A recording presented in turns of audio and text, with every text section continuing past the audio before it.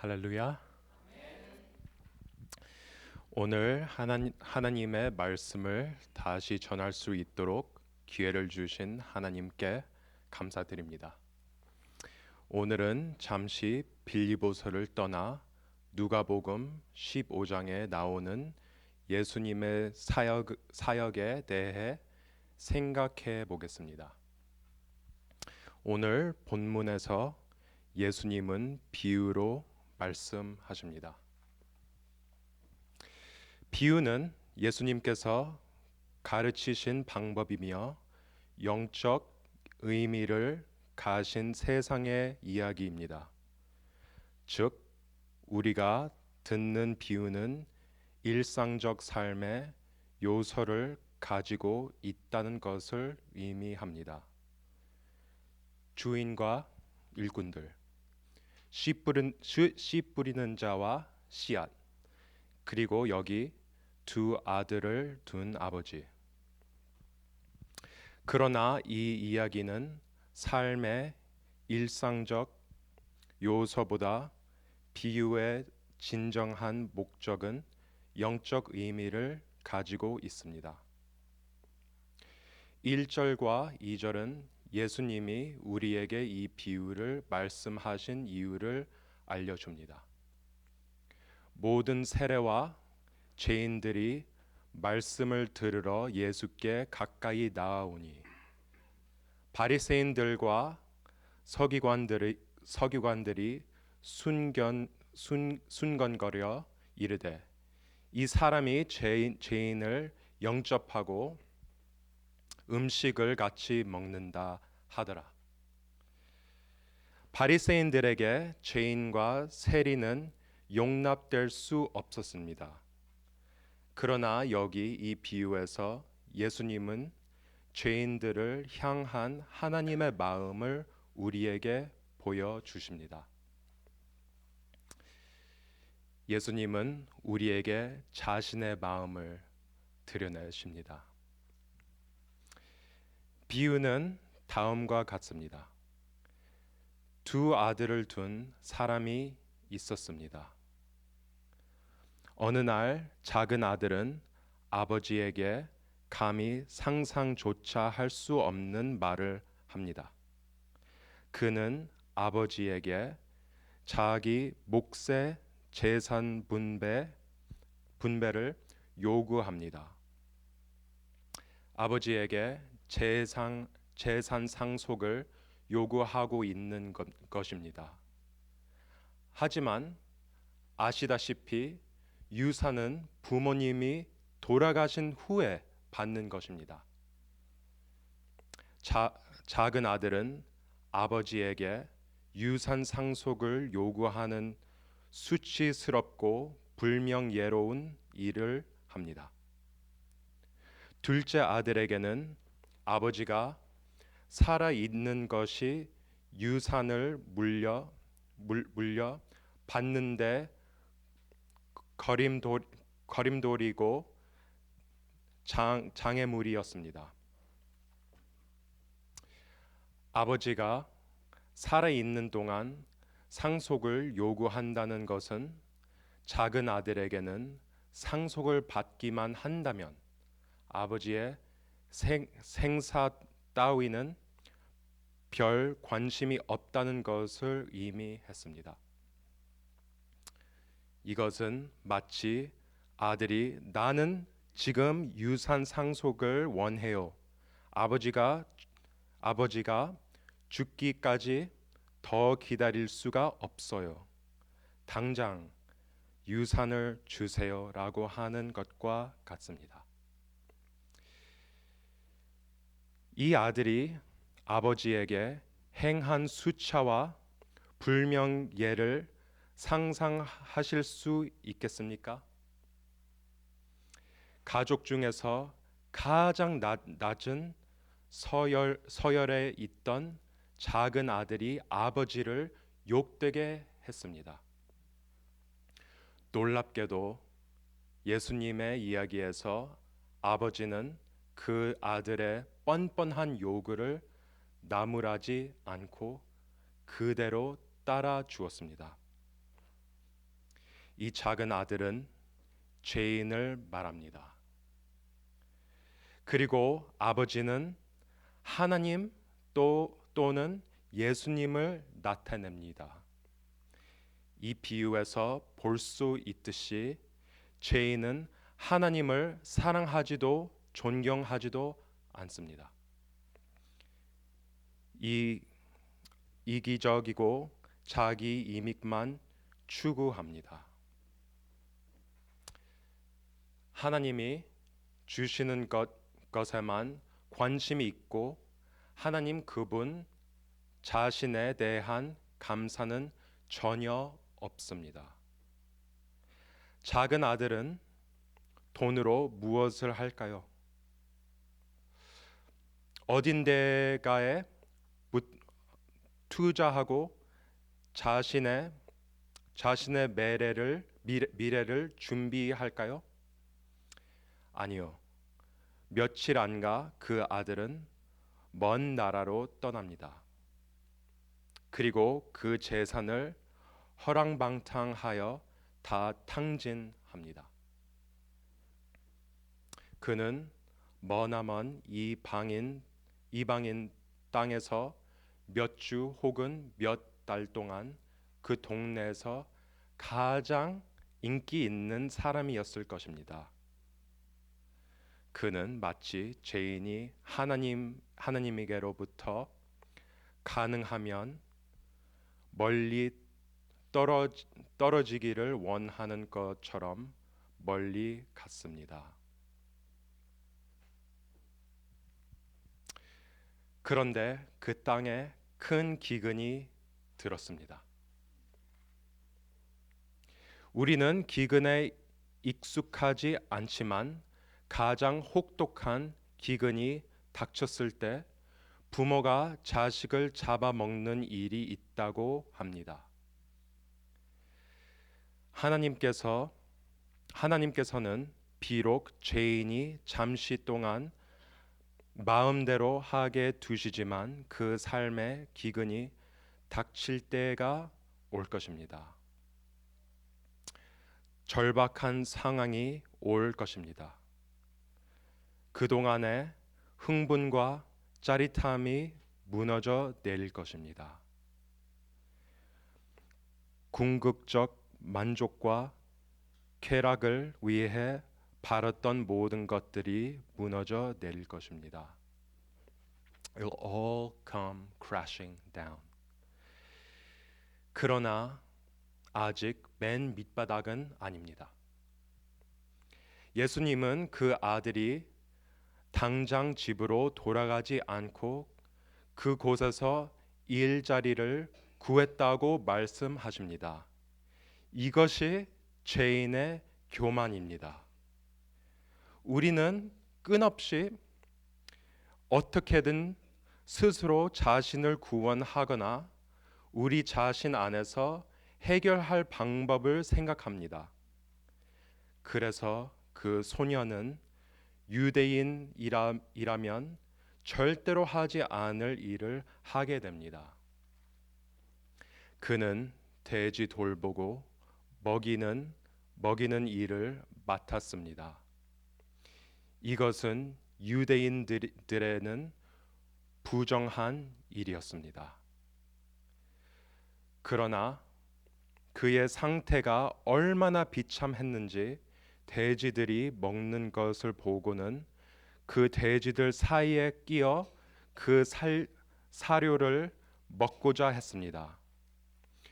먹고자 하는 갈망이라는 단어는 에피투미아입니다. 우리는 그 단어 에피투미아 여러 번 배웠습니다. 그것은 아주 가력한 요구입니다. 그는 그렇게 비참하고 낮고 절망적이었습니다. 이제 우리는 핵심 구절에 도달했습니다. 이에 스스로 돌이켜 이르되 영어 성경에는 he came to his senses 아니면 when he came to himself when he came to his senses라고 되어 있습니다. 저가 정신이 들었다는 말입니다. 그는 갑자기 깨어났습니다. 이 아버지에게는 양식이 풍족한 품꾼이 얼마나 많은가. 나는 여기서 줄여 죽는구나. 죄인은 가장 비참하고 절망적이며 희망이 없는 자신을 발견할 때까지 결코 하나님께로 향하지 않습니다.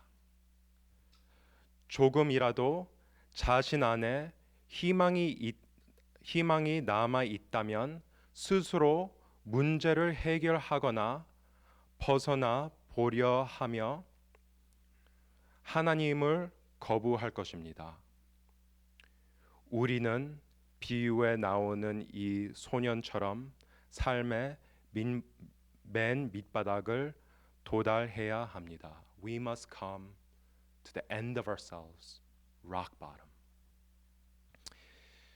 비유에 나오는 작은 아들처럼 극적이고 극단적이지 않을 수도 있지만 우리는 하나님 앞에서 모두 영적으로 절박하며 거지같이 간절해야 합니다. 우리의 영적 궁핍함을 볼 수 있어야 합니다. Have we come to our senses? 여러분은 스스로 정신을 차린 적이 있습니까? 이런 일이 여러분에게 일어난 적이 있나요? 영적으로 길을 잃어 절박한 상황에 처한 일이 있나요? 우리는 자신의 맨 밑바닥에 도달하지 않은 한 하나님께로 향하지 않을 것입니다. 그래서 소년은 아버지에게 할 말을 미리 연습하면서 집으로 돌아갑니다. 회개는 단지 마음의 후회에 감정을 느끼는 것 이상입니다. 더 이상은 안 돼. 나는 내 옛 방식을 버리고 하나님께로 돌이키겠어라고 말하는 순간이 있어야 합니다. 회개는 단순한 말 이상입니다. 우리는 반드시 하나님께로 돌이켜야 합니다. 이 소년처럼 아버지께로 돌아가는 분명한 결단을 해야 합니다. 그 아들은 집을 떠나 먼 길을 갔으니 아버지께로 돌아가는 길도 먼 길이었 것입니다. 그러나 예수님은 아직도 거리가 먼데 그 아버지는 아들을 알아보았다고 말씀하십니다. 아버지는 어떻게 아들이 돌아오는 시간을 정확하게 알고 있었나요? 아들이 돌아올 정확한 시간을 예측했던 것일까요?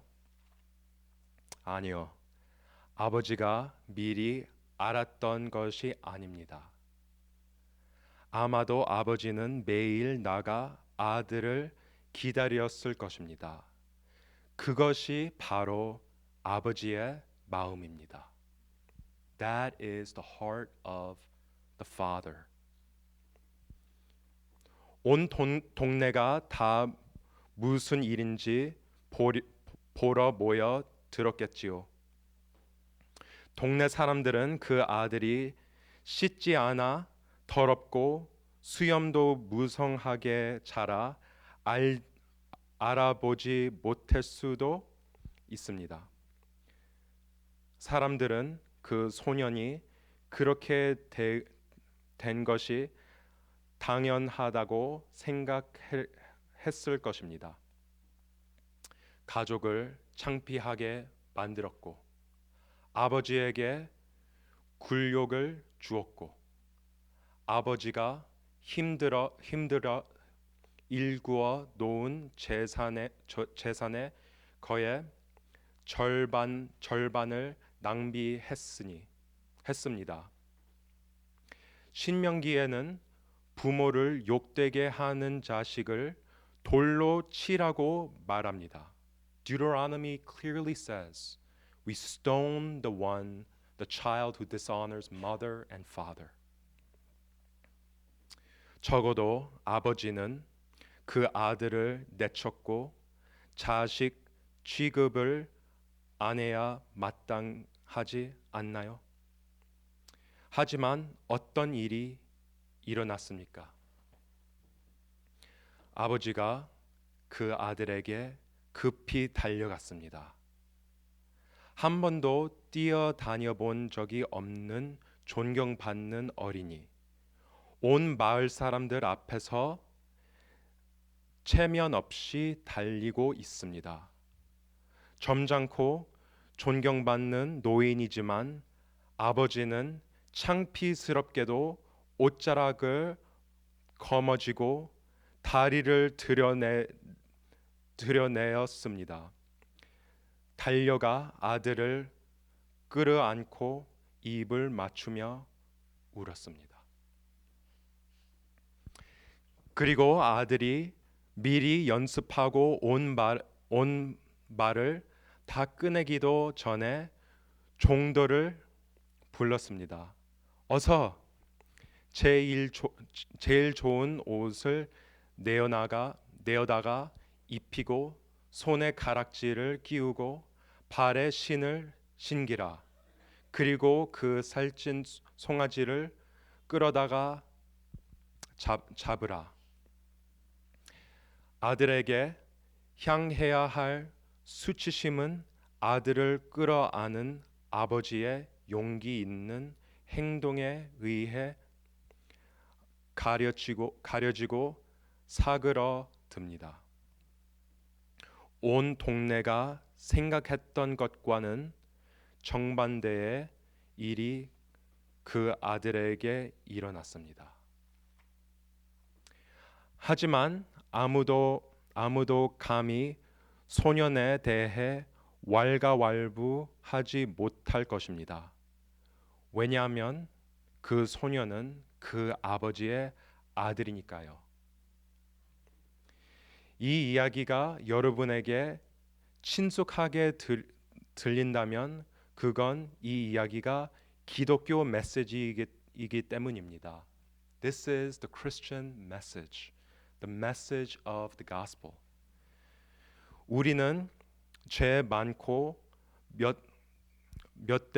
멋대로 행하고 패역하여 죽어 마땅한 자였습니다. 우리는 추방당하고 버려졌어야 했습니다. 그러나 하나님은 그 크신 긍휼과 자비로 당신의 사랑하는 아들을 보내주셨습니다. 그 아들이 우리 대신 수치와 창피함, 굴욕 그리고 하나님의 진노를 당하셨습니다. 예수님께서 우리를 위해 채직질과 고난을 받으셨습니다. 고린도후서 5장 21절에 하나님이 죄를 알지도 못하신 자를 우리를 위하여 죄로 삼으신 것은 우리로 그 안에서 하나님의 의가 되게 하려 하심이라고 말씀합니다. 더 나아가 로마서 8장은 이렇게 말합니다. 자기 아들을 아끼지 아니하시고 우리 모든 사람을 위하여 내주신 이가 어찌 그 아들과 함께 모든 것을 우리에게 주시지 아니하겠느냐.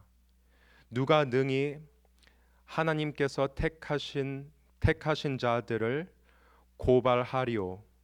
의롭다 하신 이는 하나님이시니 누가 정죄하리오. 죽으실 뿐 아니라 다시 살아나신 이는 그리스도 예수니 그는 하나님 우편에 계신 자요 우리를 위하여 간구하시는 자시니라. 사탄은 하나님을 대적할 수 없습니다. 예수께서 우리의 죄와 허물과 부끄러움을 대신 지셨기 때문입니다. 마을 사람들이 아버지가 스스로 택한 굴욕 때문에 그 아들을 탓할 수 없었던 것 같이 아무도 그리스도 안에 있는 사람을 고발하지 못합니다. 예수님은 단순히 우리에게 달려오심으로 굴욕을 당하신 것이 아니라 죄가 되심으로 부끄러움을 당하셨고 십자가 위에서 우리를 위해 죽기까지 하셨습니다. 우리는 이 비유가 작은 아들에 관한 것이라고 생각합니다. 그러나 이 이야기는 아버지에 관한 것입니다. 이 비유는 탕제야 비유라고 부릅니다. The prodigal son. 그러나 팀 켈러 목사님은 탕진하신 하나님이라는 책을 썼습니다. Prodigal God. 왜냐하면 하나님은 그 아들에게 그의 사랑을 부어 낭비했기 때문입니다. 아들은 자신의 삶을 낭비했지만 아버지가 아들에게 사랑을 낭비함으로써 아들이 회복되었습니다. 이 이야기는 우리가 그 작은 아들과 같이 얼마나 나쁜지에 관한 것이 아니라 이 이야기에 나오는 아버지와 같이 하나님이 얼마나 선하시고 은혜로우신지에 대한 것입니다. 하지만 이 이야기에 나오는 모든 사람들이 만족한 것은 아닙니다. 큰 아들은 바리새인들을 대표하는 이 이야기를 듣고 매우 화가 났습니다. 마치 종교인들처럼 큰 아들은 아버지의 사랑의 마음 없이 교칙을 지키는 데만 급급했습니다. 그는 동생이 돌아온 것을 축하하는 잔치에 참여하지 않았습니다. 큰 아들은 스스로 좋은 아들이라고 생각했습니다. 자기 생각에는 나름 순종하고 있다고 생각했지요. 큰 아들의 눈에는 그 동생에게 잔치나 은혜를 가당치 않아 보입니다. 죄인이 하나님께로 돌아올 때 여러분의 태도는 어떠한가요?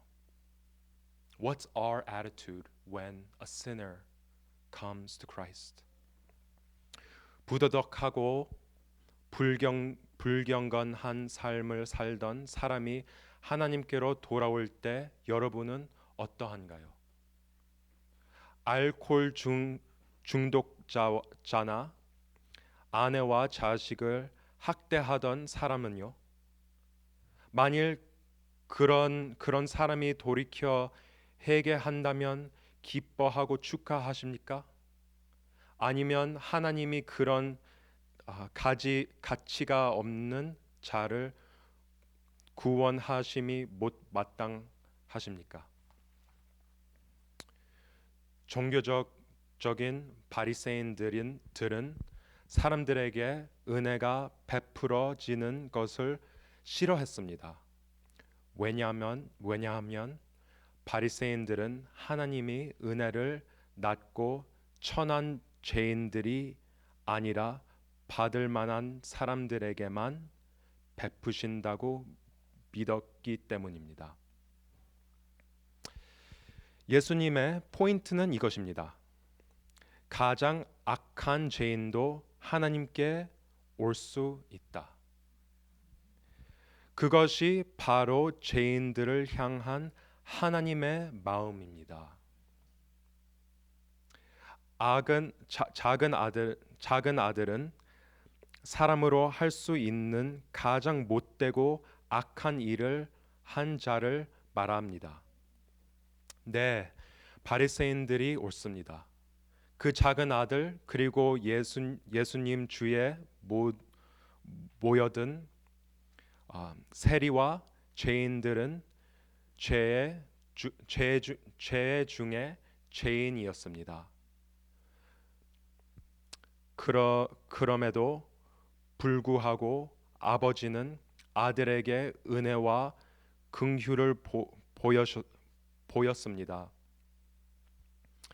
이와 마찬가지로 예수님께서 은혜와 긍휼을